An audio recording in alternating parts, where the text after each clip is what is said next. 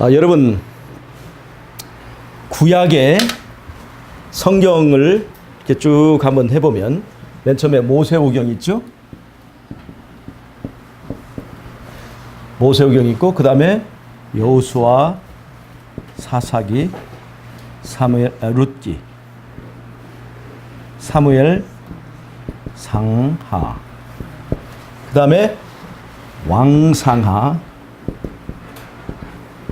대상하, 이렇게 흘러가죠.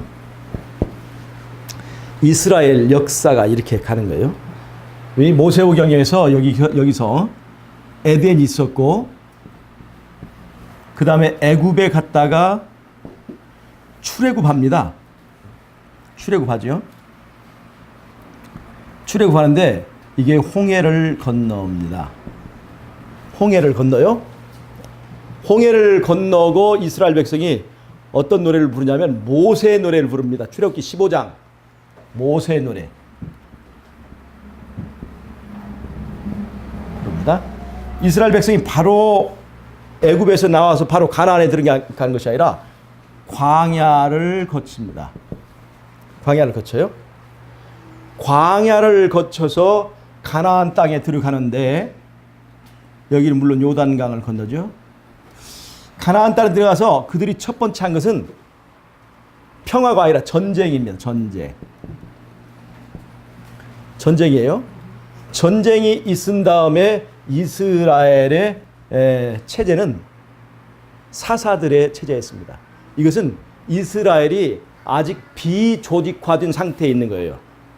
이게 비조직화된 이스라엘입니다. 비조직화된 이스라엘이에요. 아직 왕권이 확립되지 못하고 여러 가지 시스템이 잘 정비되지 않았어요. 그러나 이 비조직화된 이 기간에 하나님의 영은 가장 자유롭게 일할 수 있었다는 것입니다. 즉 하나님의 선택의 폭이 훨씬 넓었어요.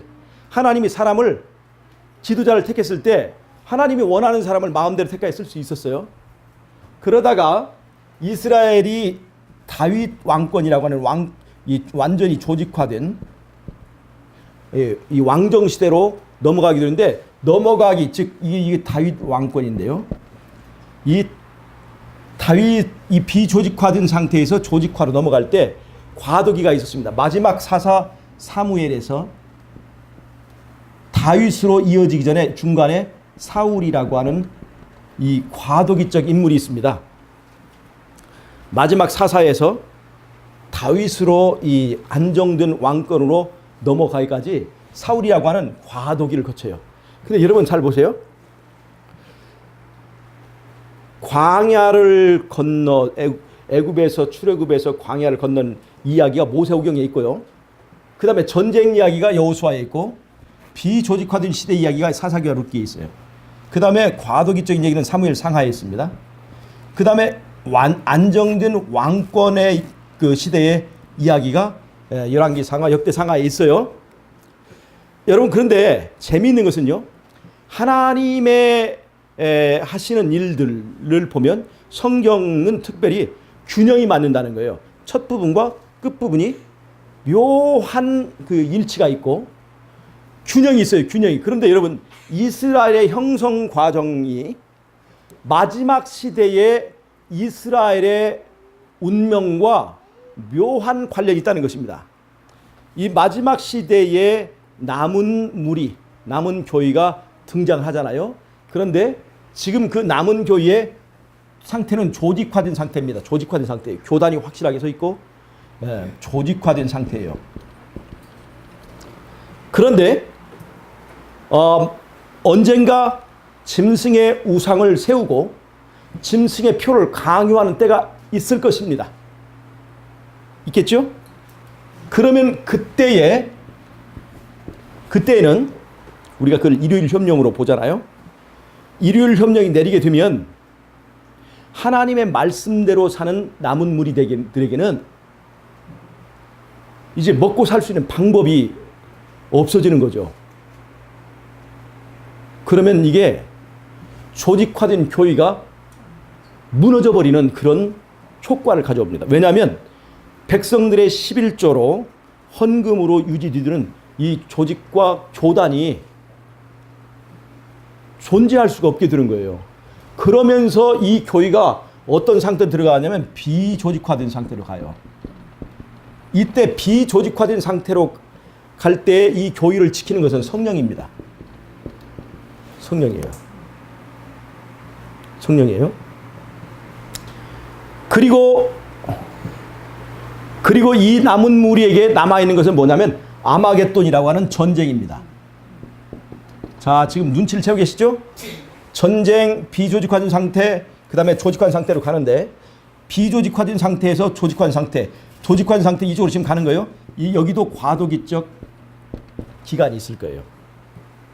그 다음에 성령이 다스리시는 비조직화된 상태예요.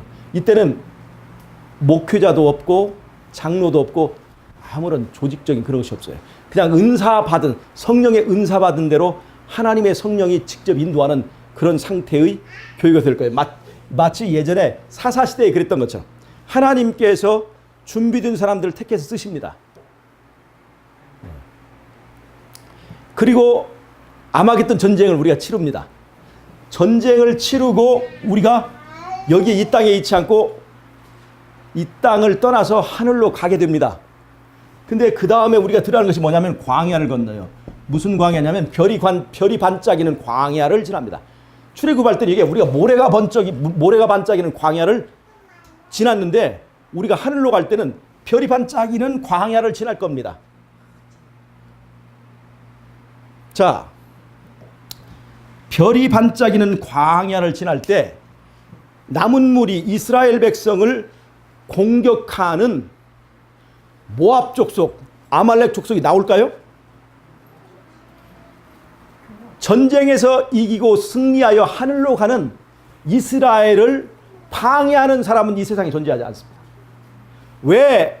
왜 아마겟돈 전쟁을 이기고 하늘로 가는 사람들이 단박에 그냥 하늘로 가지 않고 한 일주일간의 기간이 걸칠까요? 왜 그런 줄 아세요?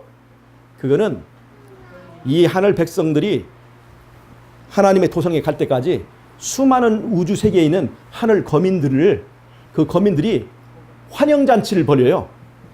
갈 때마다 이 사단과의 그 엄청난 전쟁 속에서 살아남고 거기서 승리하고 돌아오는 그 하나님의 백성들에게, 이 남은 무리들에게 잘하였다, 잘 싸웠다, 그러면서 현수막을 걸고 남은 무리들, 승리한 하나님의 백성들 환영한다, 환영 플랜카드 걸어놓고 그 다음에 이 별에 가서 점심 먹고 그 별의 특산 과일들 먹고, 그러면 또 예수님께서 야 여기 오래 머물 수 없어, 다른 별에서 또 오라고 한다. 그럼 또 그 별로 저녁은 글로 가야지. 전부 다 슝 가면 그 별에서 또 엄청난 환영 파티가 벌어집니다. 그러면 거기서 가면서 우리가 이 환난 가운데서 우리를 도우시고 인도하신 예수님에 대해서 마음껏 간증하고 자랑하고 우주의 거민들은 아멘 할렐루야 응답하고, 거기서 그들이 제공하는 환대와 특산물들을 먹고, 그 다음에 예수님 또 야 지금 시간이 없다, 빨리 다른 별로 가자. 별마다 별이 반짝이는 광야를 가로질러서 지금 어디로 가냐면 하늘 유리바닷가로 가는 겁니다. 예전에 이스라엘이 출애굽할 때 그 광야는요 뜨겁고 불뱀이 있고, 그 다음에 아말렉 족속, 모압 족속, 암몬 족속이 막 곳곳에 매복하고 저주하는 그 소리가 있었는데, 이제 모든 전쟁을 이기고 돌아가는 그 길목에는 아무런 방해자도 없고 대적도 없는 승리자들을 환영하는, 우주에서 이 사람들이 귀환한다고 하는, 하늘로 온다는 소리를 듣고 많은 사람들이 그들을 보기 위해서 기다리는 그 시간을 우리가 가질 것입니다. 여러분 이 대열에 한번 들어야 될 거 아닙니까? 그들이 말이에요. 그들이 나같이 아무것도 아닌 사람들의 간증을 들을 때마다 눈물을 흘리면서 아멘 아멘 할렐루야 얼마나 수고했느냐고 우리의 투박한 손을 만져주고, 그럴 때 내가 한 것은 아무것도 없었습니다. 그때마다 우리 주님께서 길을 열어주셨습니다. 주님이 없었으면 내가 이 사망의 골짜기를 통과할 수가 없었습니다. 이 사망의 골짜기에서 나와 함께 해주신 우리 예수님 할렐루야 아멘 하면 우주의 거민들도 아멘하고 거기서 우러나오는 경배를 드리면서 온 우주와 온 하늘이 잔치 분위기가 되는 그 사건을 우리를 위해서 준비해 두셨다는 것입니다. 그들이 어디에 도착하느냐? 하늘 유리 바닷가에 도착하게 돼요. 하늘 유리 바닷가에 도착하면 계시록 15장에 어떤 노래를 부르냐면 모세와 어린 양의 노래를 부릅니다. 홍해를 건넌 다음에 모세 노래를 불렀죠. 이제 하늘 유리 바닷가에서 우리는 모세 노래, 어린 양의 노래를 부를 거예요. 모세 노래, 어린 양의 노래를 부르는데 천사들도 잘 따라 부를 수 없는 체험한 사람만 부를 수 있는 곡조를 부릅니다. 아까 우리 윤선인 장로님이 이 자작한 이 노래가 투박하면서도 감동 있지 않습니까? 체험하고 내 노래예요. 이건 내 노래. 우리가 하늘에 가서 내 노래를 부를 것입니다. 내 노래를. 하나님께서 우리에게 노래를 가르쳐 주기 위하여 시련과 아픔과 내 곡조의 높낮이를 위해서 때로는 낮은 곳으로 내려가기도 하고 때로는 높은 곳으로 올라서게 하는 그러한 환경을 주실 때 이것이 나로 하여금 명곡을 배울 수 있게 하는 기회구나라고 생각하시 바랍니다. 노래의 명곡에는 높은 음도 있고 낮은 음도 있는 거예요. 높은 음도 없고 낮은 음도 없고 그냥 밋밋하게 한 것은요 명곡이 될 수가 없습니다. 하늘 천사들이 듣기를 바라는 명곡은 어떻게 저 낮은 음을 소화했을까? 어떻게 저 높은 음을 소화했을까? 하늘 천사들도 듣기를 부러워하는 따라 부르기 어려운 그런 노래들을 우리가 부를 것입니다. 우리 한 사람 한 사람이 다 새 노래를 부르는 백성이 될 것입니다. 그리고 이제는 우리가 어디를 가요?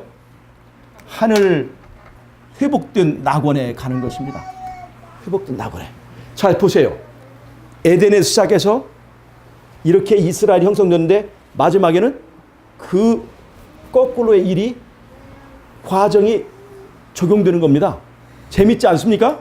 성경 속에 이런 신비한 오묘가 있다는 거 놀랍지 않습니까? 놀라워요? 안 놀라워요? 진짜 놀라운 거예요. 그런데 제가 여기서 끝내려면 시작을 안 했죠. 제가 무슨 얘기를 하려고 하냐면요. 여러분, 우리에게 관심 있는 것은 비조직화된 상태에서 우리는 어떠한 사람이 되어야 되는가 하는 거예요. 짐승의 우상이 세워지고 짐승의 표를 강요할 때 매매권을 받지 않으면 떡이 사라지고 떡으로 살 것이냐 말씀으로 살 것이냐 우리로 하여금 강요할 때 우리는 말씀대로 살기 위하여 떡을 매매권을 포기하게 되면 우리는 극심한 기근에 시달리게 될 것입니다. 그때 여러분 우리는 어떠한 신앙을 해야 될 것이냐 어떠한 정신으로 신앙할 것이냐 하는 것을 제가 간단하게 말씀을 드리려고 합니다. 여러분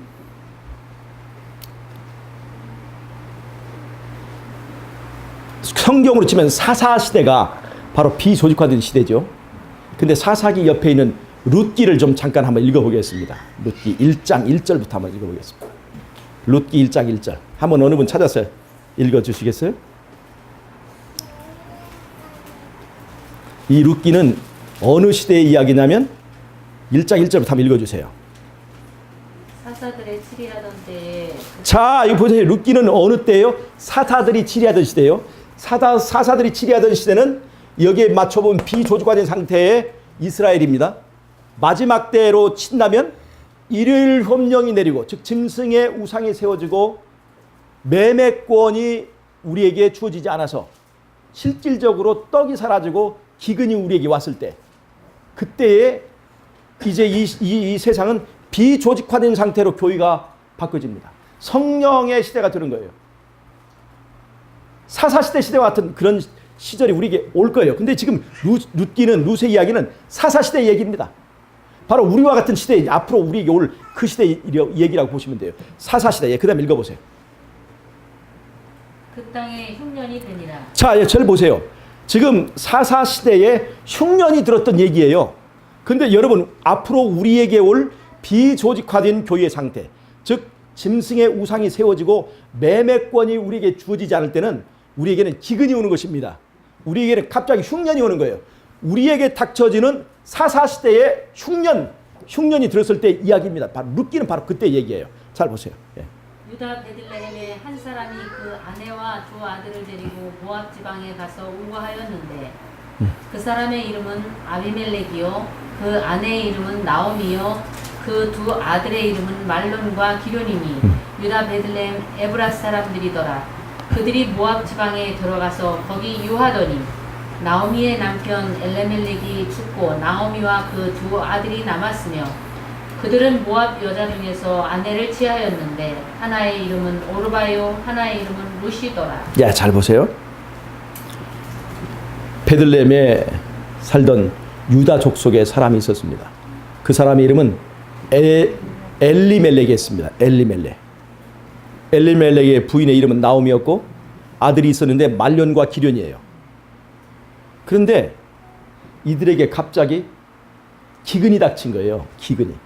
그래서 기근이 닥쳐서 이들이 모압이라고 하는 저쪽 지방으로 이사를 간 겁니다. 여러분, 지금 도시에 살고 있는 사람들이 일요일 휴업령이 내리면 짐승의 우상이 세워지고 이제 짐승의 표가 강요되면요, 도시에서 살던 사람들이 하나님 말씀대로 순종하며 살기가 너무나 어렵습니다.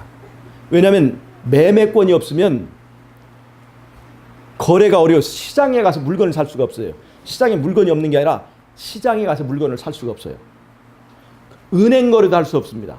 병원도 갈 수가 없어요. 모든 것이 카드로 통제되는 시대에 카드가 발급이 안 돼. 신용불능자가 되는 거예요.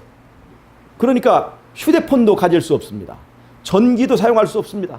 가스도 사용할 수 없어요. 도시에 살 수 있어요, 없어요? 도무지 살 수가 없는 거예요. 그래서 도시에 있던 한 그리스도인 가정이 도시에 더 이상 살 수 없으니까 어디로 가야 될까요? 저쪽 통제가 조금 덜한 이 지방으로 내려오게 되는 거예요. 그것과 지금 똑같은 얘기입니다. 베들레헴에 흉년이 닥쳤어요. 떡이 사라진 거예요. 그래서 모압이라고 하는 지방으로 이 가족들이 내려왔어요. 마지막에 이러한 사태가 지금 도시 베들레헴에 있는 사람들에게 닥칠 겁니다. 지금 우리 시대로 적용한다면. 그런데 말이에요. 그런데 문제는 이 가정에 위기가 닥쳤어요. 그게 뭐냐? 믿었던 남자들이 다 죽어버린 거예요. 믿었던 남자들이. 이게 보통 문제가 아니에요. 지금은요, 여자들이 취직하기가 더 쉽습니다. 지금은 여자들이 먹여 살려요. 북한이나 남한이나. 그런데 그 시대는요, 이 가부장적 시대에서는 남자가 없이 여자들만 사는 것은 너무나 위험하고 살아남기 어렵습니다. 그 당시는 남자가 힘으로 여자를 약탈할 수도 있고 다 이게 할 수 있는 시대였기 때문에 남자가 없는 집은 진짜로 불쌍한 집이에요. 남편이 없는 것은 정말로 위험한 상태였어요. 그런데 남편도 죽었죠. 두 아들이 죽었어요. 한 집에 세 과부만 사는 거예요. 여러분, 도시에서 이제 일요일 협령이 나서 이제 시골로 피난 옵니다. 거기서 이제 짐승의표 받지 않고 이제 살려고 거기서 여러 가지 노력을 하는데 이 봉화 같은 곳으로, 서울에 살던 사람이 봉화 같은 곳으로 내려와요. 봉화에 가니까 먼저 여기 시골 생활하고 있는 사람들이 뭐 약혼도 키우고 뭐 토마토도 키우고 뭐 여러 가지 농사를 해 먹고 산다고 하니까 그때 우리 인천의 중앙교회 장로님이 여기 봉화에서 터잡고 있다고 그 소문을 듣고 인천 중앙교회에 있던 집사님이 일로 오는 거예요. 같이 빌부터 살라고. 그럴 수밖에 없죠. 그래서 같이 여기 이곳에 사는데 거기서 이제 두 며느리도 이제 얻고 사는데 잘 보세요. 우리가 이렇게 한 무리가 내려오지만 그 중에 기둥같이 여기는 지도자들이 있습니다. 그들을 이끌고 가르쳐주고 설명해주던 성경 조사도 있었고 목사님도 있었고 장로님도 있을 수 있어요. 그러면 이렇게 내려왔을 때 거기 함께 온 사람들은 누구를 의지하겠습니까? 그 목사님들, 장로님들, 이 지도자들을 의지하고 사는 거예요. 그런데 이렇게 믿었던 사람들이 갑자기 시련을 이기지 못하고 떡이 있을 때는 신앙이 좋더니 떡이 없을 때 견디지 못하고 영적으로 죽어버리는 거예요. 다른 말로 하면 나는 이렇게 못 살겠다. 표 받을 수밖에 없다. 이것이 보통 일이 아니에요. 매매권은 배급표입니다. 배급표. 배급표 없이 못 살겠다. 배고파 죽겠다. 그리고 말이에요. 어떤 사람들은 자녀가 있어요. 근데 자녀가 아파요. 병원에 데리고 가야 되는데 매매권이 없으면 이게 병원을 출입을 못하니까 에라 나 살자고 내 자식 죽이겠나. 내가 그럴 바에는 내가 죽고 자식 살려야 되겠다. 그래서 매매권 받아버릴 수도 있어요. 그래서 내가 볼 때 대단한 남편같이 의지하는 사람, 대단하게 아들처럼 의지하는 그 지도자들이 별들이 떨어져 버리는 상황과 똑같다는 것입니다. 여러분, 이런 것들이 마지막 때에 우리에게 닥칠 것입니다. 내가 믿었던 장로님, 내가 믿었던 지도자들, 내가 믿었던 목사님들이 너무나 허무하게 에서처럼 팥죽 한 그릇에 장자권을 팔아버리는 사건이 있을 수가 있다는 거예요.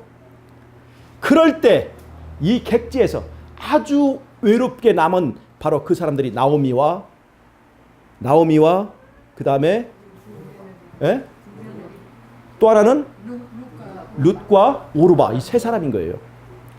희망이 없는 거예요. 희망이. 어떻게 할 바를 모르는 것입니다. 어떻게 할 바를 모르는.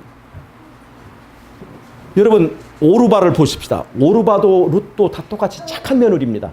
오르바는 내가 남편 죽고 또 시아버지 죽고 다 죽었으니까 이 가정에는 희망이 없으니까 우리 시어머니가 안 볼 때 내가 어느 날 탈출해야 되겠다 하고 나오미는 망을 보고 오르바는 언제 도망갈지 기회를 보고 하다 도망간 것이 아닙니다. 나오미가 너 여기 있어봐야 희망이 없으니까 네 동족에게 돌아가서 다시 한번 재혼하고 새 남편 맞아 살으라고 권하는 거예요. 그럴 때 오르바가 가기 싫어가지고 안 간다고 그래도 내가 어떻게 어머니를 두고 가겠느냐고. 그래도 워낙 형편이 안 좋으니까 이렇게는 살 수가 없으니까 결국 오르바가 울면서 떠나갑니다. 여러분, 마지막 때에 이 매매권이 없어서 배급표가 없어서 떡이 없어서 견디다 마음은 원이로되 내가 이 진리와 이 기별이 옳다는 것을 알지만은 마음은 원이로되 어찌할 수 없는 형편 때문에 울며 떠나갈 사람이 없겠죠? 있습니다. 오르바 같은 사람이 있어요. 안타깝습니다. 오르바 정말 안타깝습니다. 안타깝고 어떻게 보면 불쌍하지만 그렇지만 그 오르바는 룻이 될 수 있는 기회를 잃어버렸습니다. 안타깝죠. 그러나 그는 그의 커다란 하늘의 창자권을 잃어버렸습니다. 그런데 거기에 룻이 있었습니다. 룻이. 지도자 남편도 아니었고 아들도 아니었어요. 어떤 사람이에요? 지도자도 아니고 아무것도 아니라고 생각했는데 신앙의 심지를 가진 여자가 있었어요. 그 나오미를 통해서 이 룻은 하나님을 만난 거예요. 기별을 받아들인 거예요. 이 사람 룻이. 그 룻이 시어머니가 룻에게 너 그만 돌아가라. 오르바 네 동서도 갔잖니. 그때 룻이 뭐라고 그래요? 유명한 말이 있죠. 내가 어머니를 떠나지도 않겠고 죽음이 나를 가리기 전에는 내가 어머니를 떠나지 않겠다. 어머니 백성이 나의 백성이 되고 어머니 하나님이 내 하나님이 되겠다고 하는 룻의 유명한 고백이 나오지 않습니까? 이러한 고백을 하는 사람이 누구냐? 마지막 때 14만 4천으로 묘사된 계시록 14장 1절에서 5절까지 나오는 어린 양이 어디로 이끌든지 따라가려고 하는 그 14만 4천의 정신을 말해줍니다. 이 룻이 어머니가 어디로 가든지 내가 어머니를 따라가겠다. 희망이 없는 이 어머니, 자기에게 뭔가 떡을 줄 능력이 없는 이 어머니를 내가 따라가겠다 고백하는 이 룻의 아름다운 신앙 고백은 계시록 14장에서 나오는 14만 4천의 신앙 고백과 동일하다고 하는 것입니다. 그래서 마지막 때 살아남는 사람은 그것이 유대 사람이냐 모압 사람이냐 출신 중요한 게 아니에요. 여자냐 남자냐 그것이 중요한 게 아니에요. 신앙의 경륜이 있느냐 없느냐 중요한 게 아니에요. 마지막 때 룻과 같은 정신을 가지고 있느냐 아니냐에 달려있다는 거예요. 어린 양이 어디로 이끌든 내가 따라갈, 때때로는 내 재산의 손실을 이끄는 곳일지라도 그게 말씀이 나를 이끌면 그곳으로 따라갈 줄 아는 사람, 때로는 내 세상에서 고립되고 조롱당하고 멸시당하는 일이라 할지라도 말씀이 나를 이끄는 길이라면 그것으로 가려고 하는 사람, 주님과 함께하는 것이 나에게 낙이어서 그것이 사망의 음침한 골짜기를 다닐지라도 그 길을 거부하지 않는 그 사람들이 바로 룻과 같은 사람입니다. 그래서 이 룻이 어머니를 따라갑니다. 그랬더니 그 어머니가 룻을 어떻게 만들었냐면 보아스라고 하는 사람을 만나게 해줬어요. 러브 스토리예요. 룻이 밤중에 보아스의 노젓가리 옆에 보아스 잠들고 있을 때 깨끗하게 목욕 제기하고 그걸로 들어가잖아요. 아름다운 사랑의 이야기를 거기서 보아스를 만났습니다. 그리고 이 룻의 이야기에는 바로 기업 물을 자 이야기가 있어요. 기업이 이 사람들이 다 빚으로 팔아버리고 스스로 그 땅을 되찾을 수 없는 그 사람들을 가까운 친족이 그 값을 다 물러주고 대가 끊어진 그 집에 대를 이어가게 해주는 기업 물을 자의 그 이야기가 바로 보아스와 룻과의 사이에서 있습니다. 룻이 거기서 보아스라고 하는 멋진 남자를 만나요. 멋진 남자를. 그래서 이 보아스와 룻 사이에서 낳고 해가지고 그게 누구를 낳냐면 다윗을 낳습니다. 다윗이 낳고 해가지고 거기서 결국 예수님이 그 계통에서 나오게 된 것입니다. 여러분, 이 룻의 이야기는 여자의 후손에게 약속한 창세기의 복음의 이야기입니다. 창세기에서 하나님께서 여자에게 약속합니다. 너에게 여자의 후손이 나올 텐데 그 여자의 후손이 뱀의 머리를 박살내고 그 다음에 네가 잃어버린 나라를 찾게 해줄 것이다 하는 약속이 창세기 에덴 동산에서 주어진 원래 복음입니다. 여자의 후손이에요. 절망 가운데 빠져 있어요. 나라를 잃어버린 여자입니다. 나라를 찾으려면 씨가 필요해. 씨. 왕손이 필요해.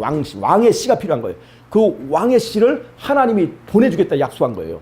그래서 그 왕의 씨를 통해서 나라를 찾아주겠다는 것이 여자의 후손의 복음입니다. 그런데 룻의 이야기를 보면 바로 룻을 통해서 어떻게 왕의 씨가 나오는가를 보여주는 거예요. 다윗이라고 하는. 그래서 룻은 완전히 대가 끊어졌는데 그 보아스를 통해서 씨가 이어지는 얘기가 나와요. 아담의 범죄로 인해서 인간은 이 땅을 다스릴 수 있는 왕의 씨가 다 죽어버렸어요. 그래서 하나님께서 다른 원래의 가장 확실한 왕의 씨를 보내주는데 그것이 바로 예수님이십니다. 하나님이 세상을 이처럼 사랑하사 왕의 씨를, 가장 확실한 왕의 씨를, 이렇게 독생자라는 것은 씨라는 얘기예요. 하나님의 씨, 그분의 독생자를 우리에게 주셨으니 하나님이 그 씨를 우리에게 주신 거예요. 약속한 거예요. 그래서 그것이 복음이 되는 것입니다. 룻의 이야기에는 뭐가 들어있느냐? 복음이 들어있어요. 여자의 후손의 복음이, 에덴 동산의 복음이 지금 룻기 속에 들어있는 거예요. 그래서 룻기는 중요하게 여기에 들어있는 것입니다. 여러분, 마지막 때에 일요일 현명이 나고 늦은 빛 성령이 우리를 이끌고 지도할 때 바로 이 여자의 후손의 복음을 이은 사람들이 그때의 사업을 수행하고 그 시대를 이끌어갈 것이라는 것을 여러분은 아셔야 됩니다. 어린 양이 어디를 이끌지 따라가는 그들이 바로 여자의 후손의 복음을 이어가고 있는 사람입니다. 하나님의 계명을 지키며 예수의 증거를 가진 자들이 그들이 여자의 남은 자손이고 남은 자손 중에 또 남은 자손이 마지막 때에 이 어린 양이 어디를 이끌지 따라가는 그들을 말하는 것입니다. 여러분, 복음이 있는 사람, 기별이 가진 사람이 하나님께 쓰시는 사람입니다. 잘 보세요. 잘 보세요. 여러분, 사울이라고 하는 왕이 하나님께 버림받았죠. 그렇죠? 그런데 사울에게는요, 요나단이라고 하는 신앙이 정말 좋은 아들이 있었습니다. 그러니까 사울을 버렸으면 누구에게 왕위를 이어주면 되는 거예요? 요나단에게 왕위를 이어주면 되는 거예요. 요나단과 다윗을 신앙을 비교해 보면 다윗이 더 낫다 이렇게 볼 만한 것이 없어요. 요나단 정말 훌륭한 사람입니다. 내가 정통으로 왕의 계승자인데 내 친구가 나를 위협하는데 오히려 그 친구를 위해서 편을 들고 친구를 사랑했던, 그래서 내 자리를 그 친구가 차지해도 그 친구를 끝까지 사랑한 이 요나단은요, 얼마나 훌륭한 사람입니까? 얼마나 훌륭한 사람이에요. 그러나 하나님께서는 요나단에게 왕위를 있게 하지 않았습니다. 그는 전쟁터에서 죽었지만 그걸로 자기 어떤 역사를 마감했어요. 다윗보다 못해서가 아닙니다. 그러나 왜 다윗을 하나님은 택하셨는가? 다윗의 계보에는, 다윗의 족보에는 위로 올라가면 어떤 얘기가 있냐면 자기 할머니의 얘기가 있어요. 그 룻의 얘기에는 복음이 들어있는 거예요. 복음의 계보를 입고 있는 거예요. 이 다윗은요. 복음의 계보를 입고 있는 거예요. 다윗은. 그래서 다윗을 이스라엘 왕으로 택하신 거죠. 여러분, 아브라함, 이삭, 야곱의 얘기를 보십시오. 거기에는 이스마엘에게는 복음의 이야기가 없어요. 복음의 계보가 없어요. 에서에게는 복음의 계보가 없어요. 아브라함, 이삭, 야곱을 통해서 복음의 계보가 이어져 왔고, 그 다음에 이 다윗에게 바로 여자의 후손의 복음이 이어져 간 것입니다. 여러분, 열왕기 상하, 역대 상하를 보면 이스라엘이 둘로 갈려집니다. 그래서 남방 유다하고 북방 이스라엘로 갈려져요. 북방 이스라엘은 10지파, 남방 유다는 2지파입니다. 세력으로 치면 어디가 더 많습니까? 북방 이스라엘이 훨씬 커요. 훨씬 큽니다. 그런데 하나님은 어디를 정통으로 봅니까? 남방 유다요. 그게 다윗 성이에요. 다윗의 후손들이고, 그 다음에 거기에 성소가 있기 때문에 그렇습니다. 성소. 성소는 바로 여자의 후손의 복음이 체계화된 하나의 복음 체계예요. 복음의 계통을 잇는 사람을 하나님은 숫자가 많든지 적든지 남자든지 여자든지 그 사람이 하나님에게는 정통입니다. 아시겠습니까? 여러분, 이 교회가 이름이 재산교회인데 이 교회의 정통성은 재산에 있는 것입니까? 이 교회가 지키고 있는 진정한 정통의 복음에 있는 것입니까? 하나님께서 이 숫자 없는 교회에 하나님의 계명과 예수의 증거를 맡겨주셔서 그 기별과 그 복음을 얼마나 잘 지키고 수호하고 그것을 전파하느냐에 따라서 이 재산교회가 재산이 있느냐 없느냐 결정되는 거예요. 재산교회 사람도 많고 땅도 많은데 진짜 에덴 동산에서 선포된 이 복음이 상실되어가 있다면 이 교회는 재산이 없는 재산교회가 될 거예요. 우리가 마지막 때에 문제가 될 수 있는 안식일은요, 세상 마지막 때에 이슈가 될 안식일은 어느 때부터 시작된 안식일입니까? 세상 처음부터 시작된 그 안식일입니다. 우리가 마지막 때까지 지켜야 될 이 복음은 어디서부터 시작된 복음이에요? 세상 처음에서 시작된 그 복음을 지키는 것입니다. 세상 처음에서 시작된 여자의 후손의 복음을 우리는 끝까지 지키는 것이 끝까지. 우리의 종말의 끝까지 이 복음을 그 다음에 기별을 지키시는 분들이 되시길 바라요. 아멘. 지식을 지키는 사람이 아니라 올바른 기별을 지키는 그런 사람이 되시길 바랍니다. 이 교회가 정말로 살아있으려면 바른 기별이 세워져야 됩니다. 오류라고 하는 건, 이설이라고 하는 것은 바로 그런 여자의 후손의 정신을 빼버리는 것이기 때문에 그래서 우리가 그걸 경계해야 되는 것입니다. 여러분, 제가 오늘 여기서 말씀드린 이 룻기의 의미를 꼭 이해하시기 바랍니다. 앞으로 우리에게 룻이 경험한 것과 똑같은 그런 어려운 시절이 올 것입니다. 그럴 때 살아남는 것은 룻의 정신, 그 다음에 하나님 나오미가 가지고 있는 이 복음의 기별을 사모하는 그런 마음이 룻으로 하여금 묻게 한 것인 거예요. 기별을 사모하는 사람 되시기 바랍니다. 아멘. 기별에 순종하는 사람 되시기 바랍니다. 아멘. 또 하나는 기별을 지키시는 사람들이 되시기를 바랍니다. 아멘. 기별이 무너지고 있는데 그냥 모른 척하지 말고 기별을 지키기 위하여 여러분들의 기도와 최선의 또 노력을 더해 주시기를 바랍니다. 아멘. 앞으로 우리가 가지고 있는 이 남은 자손의 남은 무리의 이 기별을 손상시키려고 하는 사단의 많은 공격은 있을 거예요. 그럴 때마다 끝까지 나는 예수의 복음, 여자의 후손의 복음에 끝까지 남아서 처음에 시작된 그 안식을 끝까지 지키고 처음에 시작된 그 복음을 끝까지 지켜나가는 저와 여러분이 되시기를 바라면서 제가 이 오후 시간에 나른하고 피곤하실 텐데 모여주신 여러분 앞에서 두 번째 시간을 마치도록 하겠습니다. 제가 기도하고 마치겠습니다. 하나님 우리 아버지, 부족한 우리에게 여자의 후손의 복음을 맡겨주셔서 감사합니다. 끝까지 참고 기다리고 복음을 붙드는 백성 되어서 주님께 칭찬받고 우리가 하늘 갈 때에 우주의 거민들 앞에 환영받는 모든 사람 될 수 있도록 주님 우리를 붙들어 주시고 도와주시옵기를 예수님의 이름으로 기도하옵나이다. 아멘.